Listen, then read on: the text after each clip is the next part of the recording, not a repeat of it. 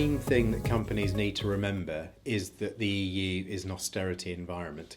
And what that means is that tax authorities try to hang on to all the revenue that they can. They don't want to pay large claims out if they don't have to.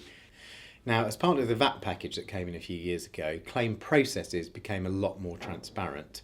But the burden of proof for making claims now falls very heavily on companies. And the consequence of this is that claims can be permanently rejected. Claims sometimes in the millions of euros can be permanently rejected for what seem like quite trivial reasons. And also you can be fined by some tax authorities for making inaccurate claims.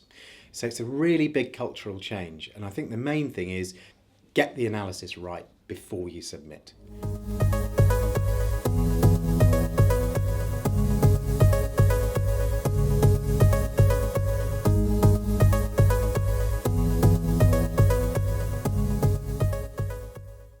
In many instances, when businesses buy goods and services from a supplier in another member state, they're not incurring VAT on the invoice, which is good news because that means you don't have any VAT to recover.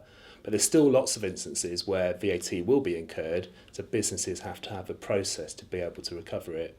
Some business sectors will regularly incur VAT, but virtually any business that's trading internationally could incur VAT in another country, so needs to be able to have a process in place to recover it.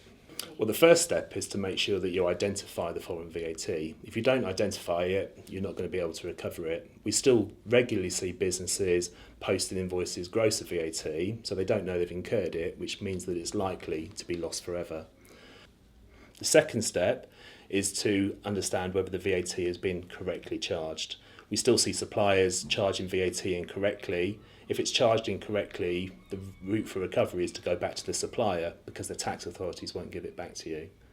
Once you've done that, the third step is to review the transactions that have been carried out in the other country.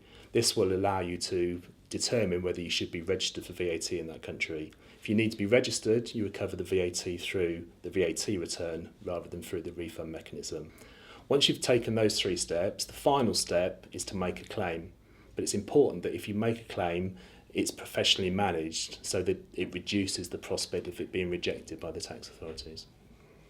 As can be seen from the steps that need to be taken, there are a number of potential pitfalls, which is why at Accordance we believe that recovery should be consultant-led so that you can benefit from our unique analysis and EU VAT knowledge.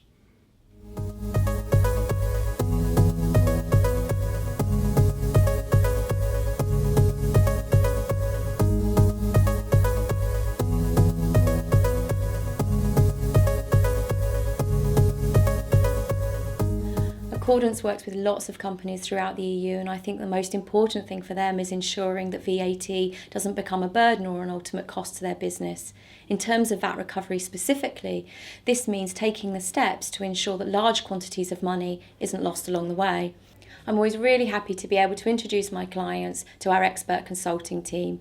There's always a real sense of relief that established professionals are overseeing the VAT recovery claims.